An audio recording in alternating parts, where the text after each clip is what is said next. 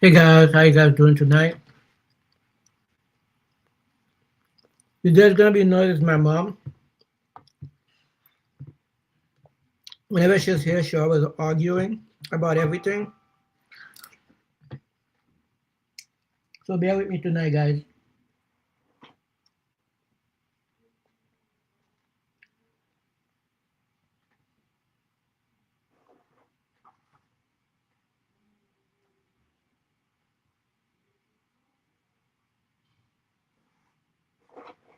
So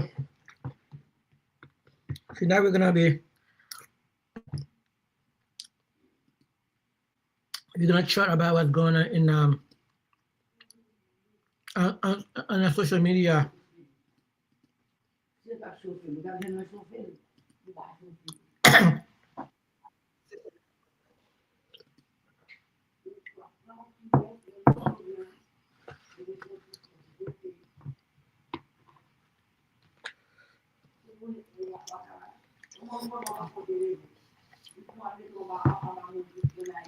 See, she loves talking and she loves arguing.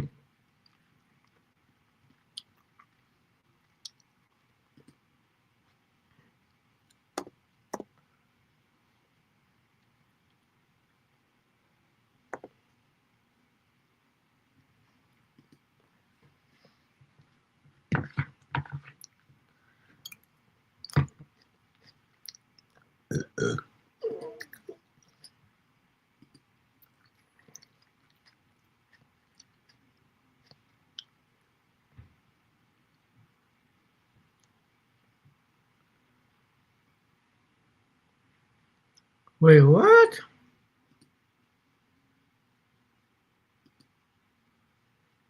Let's watch. Can I can't swear at him, Ed. Probably not. This is sick. That was 2 clicks.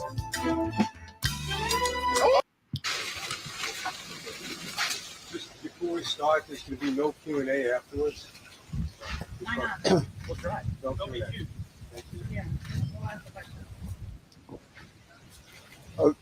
First of all, thanks for coming out. And to New Yorkers, I want to speak directly to you. There has been so much speculation, communications, announcements of what I'm doing, no matter what I have stated over and over again publicly. So I want to be clear with you. Andrew Cuomo is a snake and a liar. I am in this race, and I'm the only one that can beat Mandani. Andrew has had a career of pushing black candidates out of races. You've heard me say it over again. Carl McCall, Charlie King, David Patterson. This is his career that must stop with me. This city can't go backwards, New Yorkers. This is a city that I inherited where crime was out of control. COVID, no one wanted to be on our subway system. We watched what happened in housing. The reason people are having these conversations is because I made this city safe. I committed myself and dedicated myself to a city that I love. And I'm going to continue to do that. This polo shirt that I'm wearing that says Eric Adams, Mayor of the City of New York, I'm going to wear that for another 4 years. We can't go backwards. We can't have a city that's filled with encampments like I inherited. We can't have a city where crime and guns are on our streets like I inherited. We can't have a city where unemployment was high across the city, but specifically for Black and brown communities like I inherited, while children were not getting a quality education like I inherited, where low-income people were not receiving the support they deserve like I inherited. What we have done in 3.5 years shows why we have to continue the success we have. I have 2 spoiled brats running for mayor. They were born with silver spoons in their mouths, not like working class New Yorkers. I'm a working class New Yorker. They are not like us. They never had to fight. They never had to struggle. They never had to go through difficult times like you and I had to go through, New Yorkers. This is such a pivotal and important period, and we have to get it right. And so there's a lot of reports that I'm in Washington on Monday. Those reports are wrong. I'm not. I'll be moving throughout this city in the 5 boroughs that made me mayor in the first place. I'm running for re-election, and I'm going to tell New Yorkers every day why I believe I should be the mayor of the city of New York in 2026. And yes, I hear the polls, I hear the comments, I hear the pundits, but those are the same polls that stated 8 weeks out that Andrew Cuomo was up by 36 points. And even his poll had him up by 10 points. Those are the same polls that stated he was going to walk into becoming the mayor of the city of New York, who he believes is a consolation prize because he made the determination to step down. I'm running, and I'm going to beat Mandani, and I'm going to continue the success that the city has witnessed. And yes, there's many challenges. And yes, I hear it over and over again. It's almost Groundhog Day, folks. How many times have I been told throughout this journey to step aside, to surrender, to give up, to give in? That's the same thing we tell everyday New Yorkers. Everyday New Yorkers are not giving up, are not giving in, are not surrendering. And so the mayor is not going to do that. The voters will determine who's the next mayor of this city. And I will respect the outcome from the voters. I love this city. I gave this city my all. And I'm going to continue to give them my all every day. And New Yorkers, you'll decide. Do you want a working class mayor that's like you, one who struggled like you, one who lived in poverty like you, one who wondered where your next meal will come from like you? Or do you want 2 individuals who had it all and decided that the elitists would run this city and not a working class mayor? That's the decision. What are you going to do? Would you rather have Cuomo and Mandani? Will you accept or reject the Trump offer? What's your evidence? Have you spoken? Why is everybody taking questions?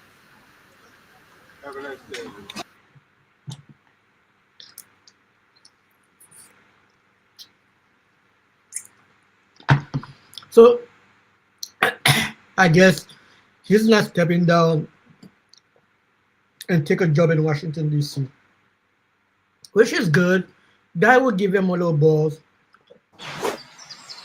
Why Fort Myers?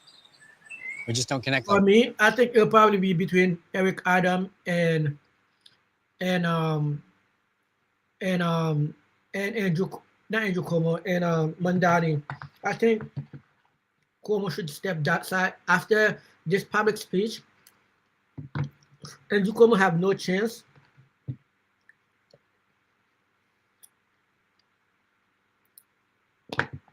It should just be between Eric Adams and Andrew Cuomo, and that will help actually Andrew Cuomo get a lot more vote and have a better chance of re-elected.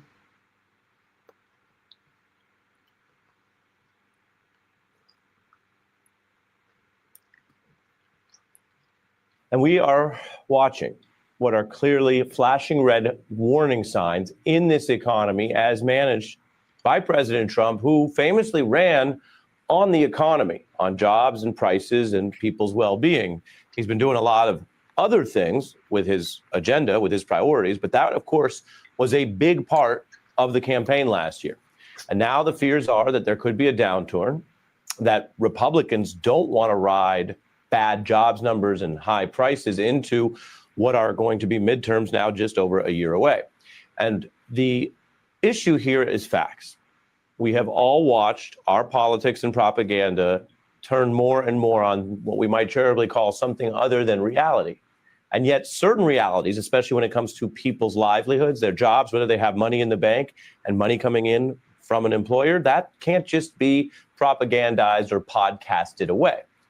And that brings us to the top story right now, the brutal new jobs report that shows hiring stalling out in America. Only about 20,000 jobs added. That is basically a small number and is also, and this is important in how this economic stuff tends to work, a lot lower than what was expected. So you can see universal headlines there, warning signs, slowdown. It's the first jobs report as well since the reality issue came up on jobs. Donald Trump has been caught lying more than any other modern politician. Washington Post actually kept account for many years. It's not a criticism, it's a fact that he lies all the time. And in the second term, he's been more brazen about trying to get other people to lie for him, even in the career civil service. And so he actually ousted the person who had the bad news on these same jobs reports before. But firing the people giving you the bad news, hoping to distract, that's not really working. In fact, here's how it's even playing on Fox Business. Weakness in the job market. 22,000 jobs added in the month of August. That was much less than the expectation of 75,000 guys. There's a labor crisis. So it's a weaker than expected number, and these revisions are pretty brutal. So there's a lot of concern. You may have more of a deflationary situation there, which I thought all along. By the way, a history lesson, folks. That's what we had in the 1930s. Reference there to the Great Depression, weak, brutal. Trump's labor secretary is doing a version of what Trump did, basically saying maybe these numbers aren't real or they don't mean anything. Take a look. Do tariffs have anything to do with this slowing job market? Unemployment is still holding steady. Statistically, it's non-existent. Statistically, it's a problem. The labor secretary trying to sort of use what are fancier words, and there are debates over, of course, economic numbers, but basically argue to everyone, including even straightforward questions there on the financial news networks, that what you see isn't real. Out in the markets, out in the job market as well, people find it very real. And Trump is in negative territory already. He talks about a lot of different topics. There's a lot of other things going on, of course, that are covered, but he's down 15 on jobs already, down 30 on inflation and prices, which again was the issue where he attacked the incumbent Biden-Harris administration to great effect. And President Biden himself acknowledged there was a price and inflation problem. We all lived through that. The question is, how's the medicine going? Did the guy who ran on fixing that get anywhere? Or is it status quo, meaning Donald Trump has a Biden-level economic problem, or is it even worse? The big thing was that he was going to make your economic life better and daily purchases more affordable. And I went on groceries. It's a very simple word, groceries.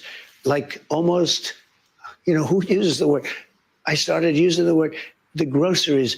A vote for Trump means your groceries will be cheaper. It'll also bring your grocery bill way down. I have more complaints on groceries. Groceries. Well, let's look at the prices. They're up. 90% of Americans say they are currently worried about the price of groceries. Axios puts it this way. For a president whose credibility on the economy has always been his strongest asset, the prospect of the bottom falling out is uniquely dangerous. Again,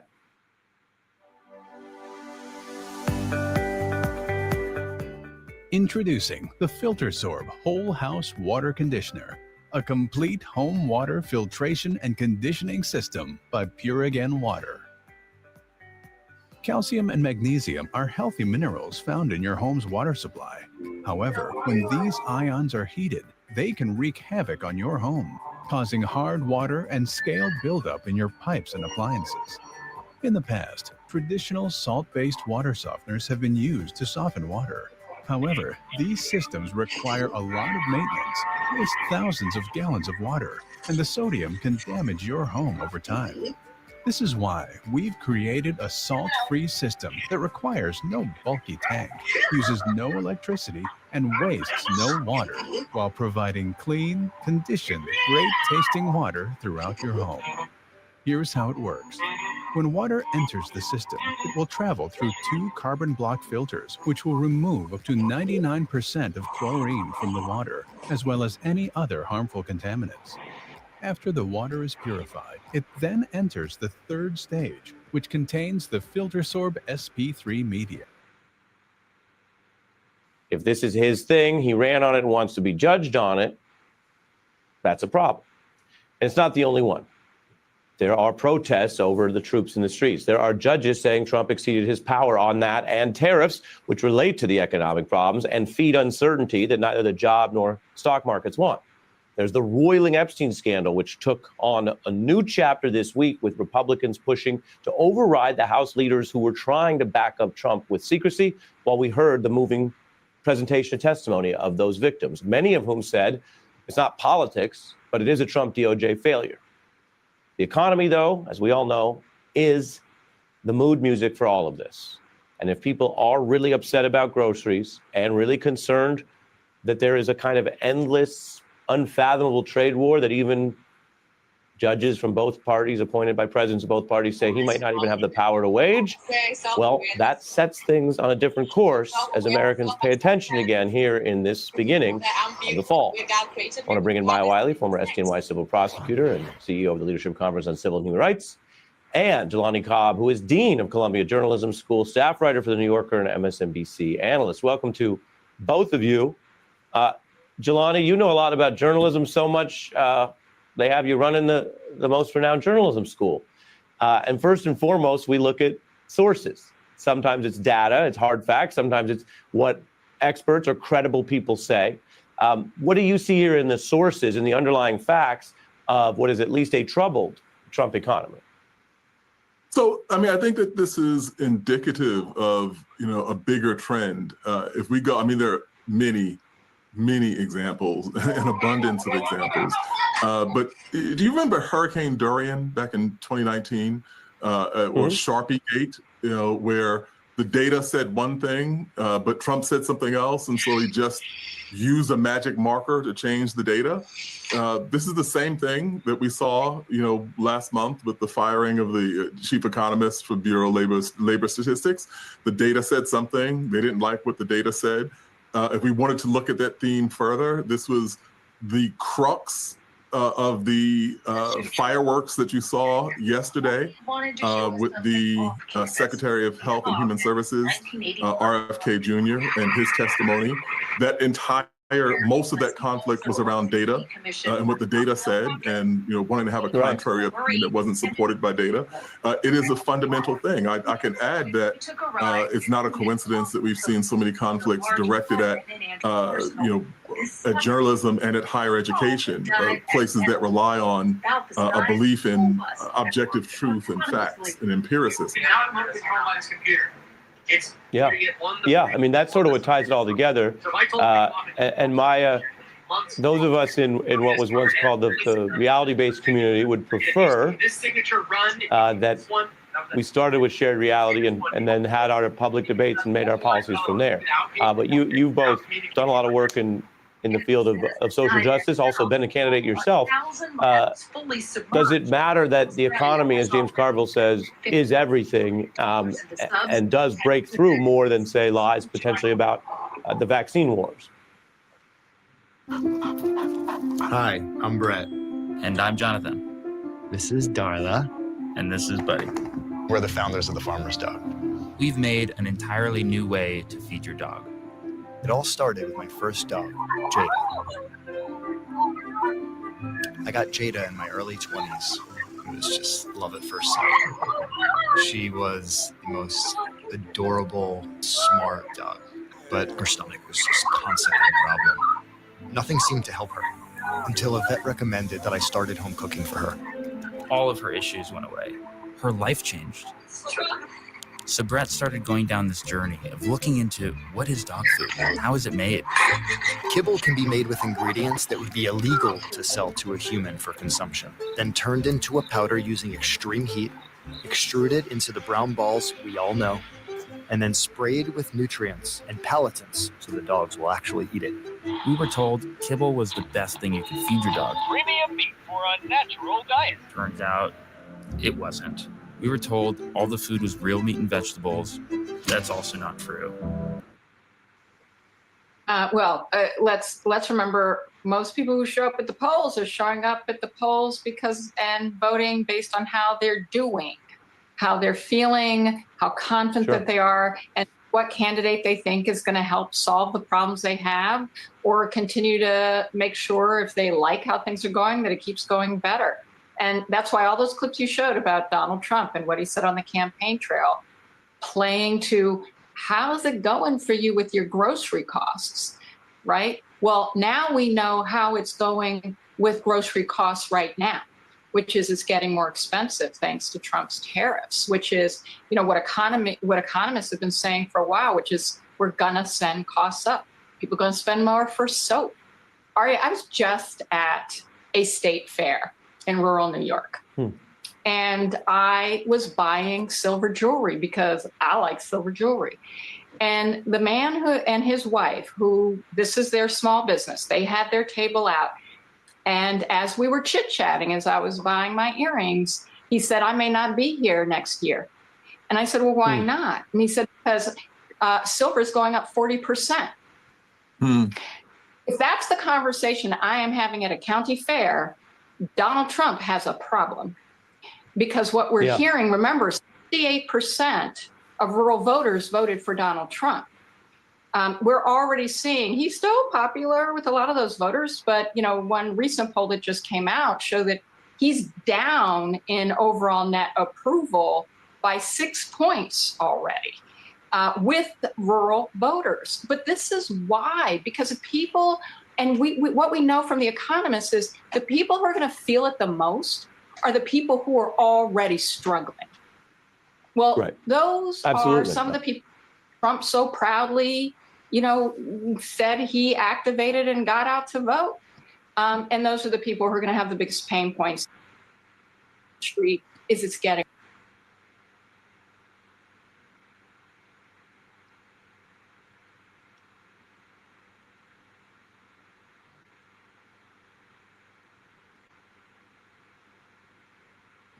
This is Pod 5, the first fully immersive sleep system. Intelligent, adaptive, effortless. It doesn't replace your bed, it transforms it. I see it as so unnecessary, gratuitous, and counterproductive to what I thought the United States was dedicated to, which was trying to defend the security of this country, but also peace and stability around the globe. And I, as the congressman knows, who served admirably in the military for many years, the Department of Defense really stands for something. And this sort of faux alpha male, strongman image and marketing that Donald Trump is involved in really just sends, I think, again, a wrong signal to the Department of War, particularly with things that have been going on recently. We don't want to, I think, send a signal to our friends and allies around the globe that we are committed to a very aggressive posture. We're going to be engaging in war. We are going to do everything possible to make sure we keep this country strong and safe and secure, and also work closely with our allies and partners around the world. But this marketing gimmick, and that's what it is, and that's what Donald Trump has been involved in for so many years, just these branding efforts to try to show that he is a strongman. It really, hopefully, is not going to do anything at all to the ethos, the real ethos of the Department of Defense, which is, again, to serve their country valiantly, nobly, and also fully consistent with U.S. laws. Congressman, on the point about branding, he branded himself, Donald Trump, as the candidate of peace. He then branded himself as the president of peace. He also talked about waste, fraud, and abuse. It would cost billions of dollars to change the name on the stationery and the emblems. I'm not sure that that's Americans' #1 fiscal priority. And then you have Pete Hegseth saying this. Take a listen. At your direction, Mr. President, the War Department is going to fight decisively, not endless conflicts. It's going to fight to win, not to lose. We're going to go on offense, not just on defense. Maximum lethality, not tepid legality. Violent effect, not politically correct.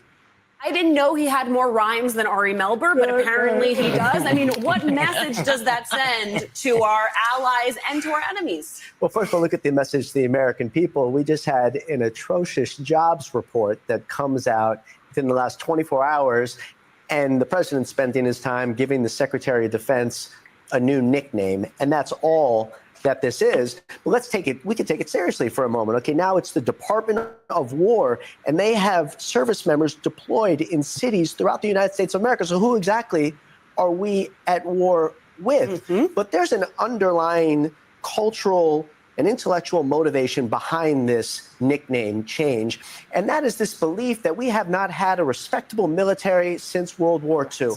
This is so disrespectful to every living veteran who they very clearly now think are actually suckers and losers who haven't been winners.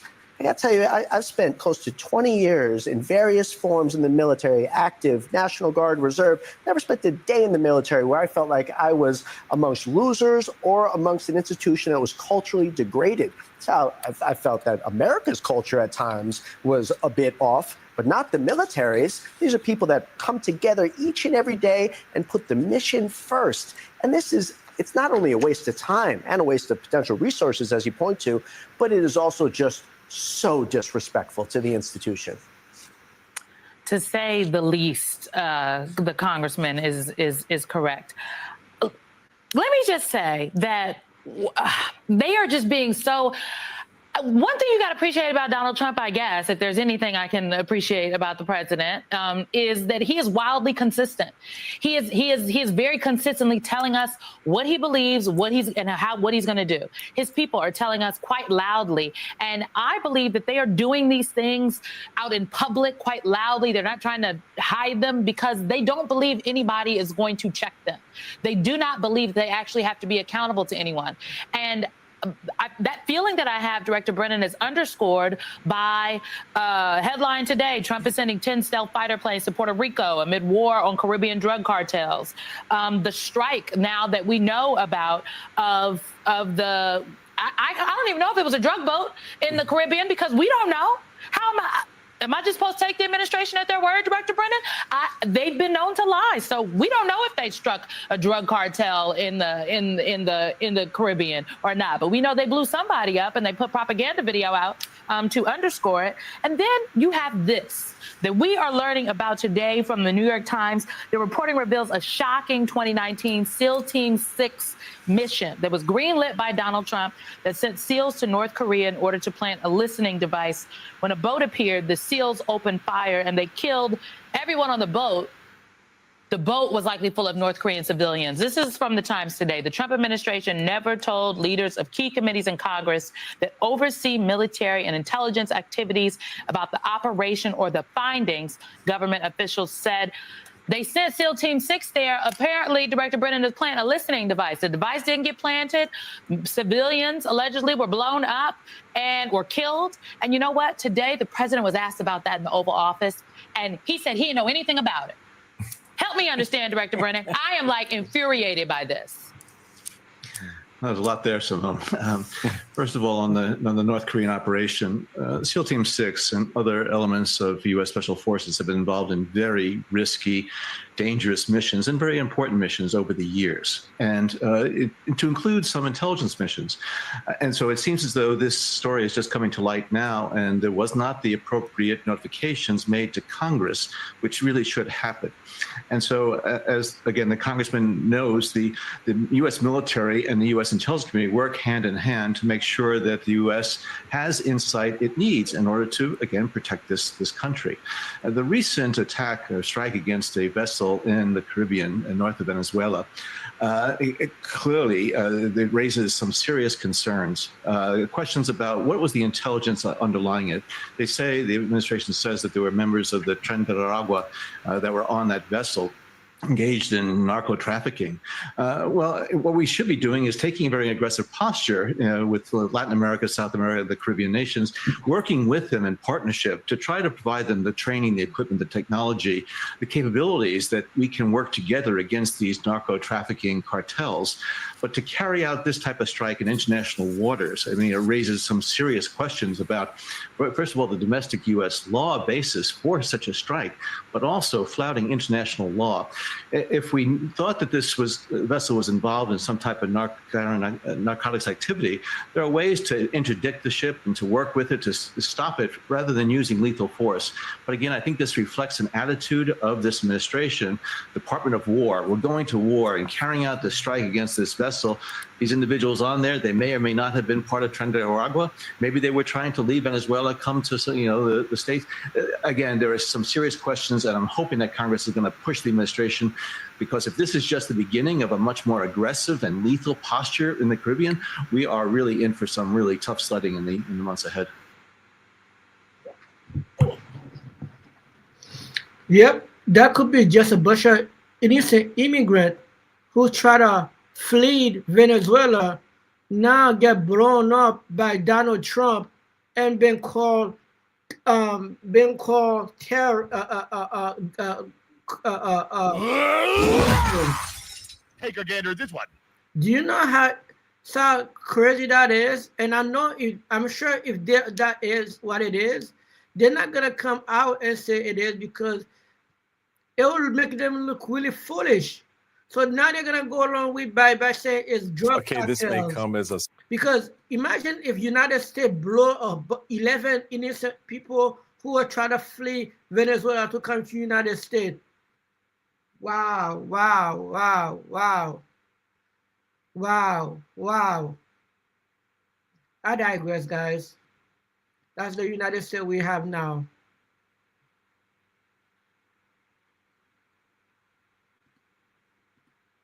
small surprise to many of you, Donald Trump's economy is apparently struggling.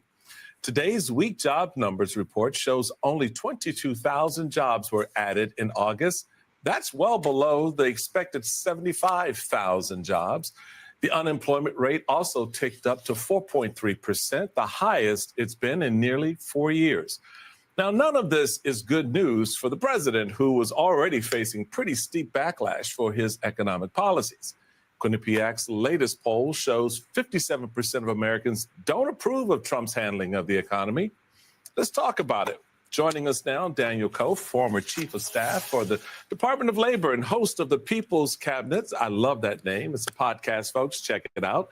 And Basil Smikle, Democratic strategist and MSNBC political analyst. He's also with us. Basil's always a pleasure. Good to see you, bro. Okay, these numbers, specifically, let's look at unemployment. The August unemployment breakdown. We got a graphic. We'll put it up on the screen. The numbers on the left are what the unemployment rate was in 2024. For white men, 3.4. Now it's 3.5. White women, 3.8. Now 3.7. Black men, 5.8. Now 7%. Black women, 6.3 a year ago. Now 7.8%. Dan, this is an example of where I think the numbers line up with people's lived reality. And I think that these numbers tell the story that folks are living every single day in this economy. In this economy, if you don't got a job, it's hard to get a job. And if you got a job, you need to keep your job, because it's not easy to get another one. 100%. And taking a step back, I remember when I was trying to lose weight and when the numbers didn't show what I wanted, I blamed the scale and not me. When I knew I shouldn't have eaten that piece of cake. This is exactly what Donald Trump did by firing the previous BLS commissioner. He had a new commissioner in place, and you know what? The numbers were worse. And it shows the reality. I used to oversee the BLS at the Department of Labor. There are thousands of people, hundreds of thousands of data points that put together this jobs report.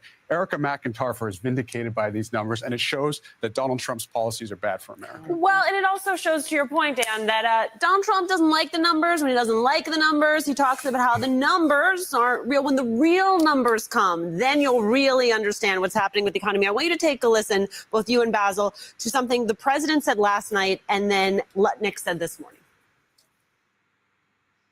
The real numbers that I'm talking about are going to be whatever it is, but will be in a year from now when these monstrous, huge, beautiful places, they're palaces of genius. And when they start opening up, you're seeing, I think you'll see job numbers that are going to be absolutely incredible. The Donald Trump economy, the explosive power of his tariff policy, his plants being built in America, to come home and build advanced manufacturing in America. When that comes starting 6 months from today to a year from today, you're just going to be impressed. You're going to be impressed. My favorite part of that, actually, Basil, is he's like, you're going to invite me back on this program and you're going to tell me how right I was and how wrong you were. I think if they should have learned one thing from Biden's time in the White House, it's that you can't tell people that their lived experience of the economy is not the truth. Well, that's why when Daniel made the point about losing weight, I laughed because I lost weight too, but I always blame the scale. And that is what Donald Trump is actually going to do, right? It's the misdirect, right? He's never going to take blame. He's never going to, actually take responsibility for the policies he created to get us to this place. He's not going to ever talk about the 300,000 Black women that have lost their jobs and why. What he will do is point to someone and somewhere else. And the hope for him and some of the leadership in the Republicans is that misdirect is going to be able to last through the midterms, through the next election. Woo! That's what we have for today, guys. That's what we have for today. Eric Adams stayed mayor in the election until November. Trump job report is a lot worse than before. Is the economy stupid? And it's not looking too good tonight, man. It's not looking too good for Trump right now. Trump is pissed in the pants. And I'm sure he probably do not care, but it's not looking good for him as a president. But I digress, guys. Let me know what you think about this, man. Leave your comment in this video. Let me know what you think about this. If you're first here to my channel, thank you so much for watching. While you're there, like video, share video, hit the notification bell.